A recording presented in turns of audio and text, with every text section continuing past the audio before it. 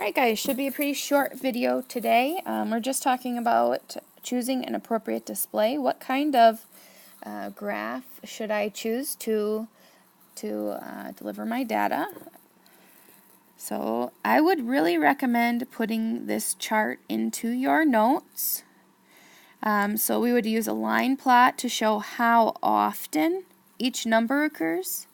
We'd use a bar graph to display and compare data in separate categories. Okay, so to compare data in separate categories, use a line graph to show how data changes over time. So that's kind of a time one would be our line graph.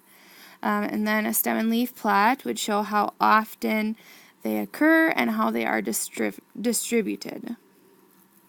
So scatter plots and stem and leaf plots are similar, but scatter plots really show how they're distributed over the numbers. So get this into your notes, and then we just have two problems to go over. Alright, so this table right here shows the number of miles of coastline for states bordering the Gulf of Mexico. Which graph would be more appropriate to show the data? A bar graph or a line graph? Draw the more appropriate graph. So remember, line graphs talk about over time. Here we have states and miles of coastline, so we know that would not be our route that we would take. So this one would be a bar graph because we're showing things in separate categories, which would be states. In your notes, I want you to draw what the bar graph would look like. That'd give us a little extra time if you draw it yourself. And remember to give it a title and make sure we label everything. So I'm going to check notes tomorrow to see that you have bar graph drawn in your notes.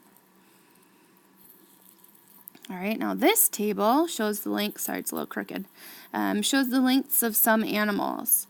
Which graph would be more appropriate to show the data, a stem and leaf plot or a line graph? Now again, our line graph is over time, so we know it's not going to be a line graph. This is going to be a stem and leaf plot.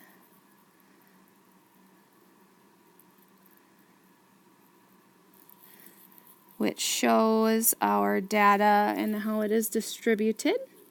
And then I want you to draw this same stem and leaf plot in your notes to get a little extra practice. But that is all that I have for today. It's just, again, saying here's this table of data. How am I going to display it? Am I going to do a line plot? Am I going to do a line graph? Am I going to do a bar graph? Am I going to do a stem and leaf plot? We want to make sure it makes sense, so that's why we are going over this today. Anyways, thank you for watching.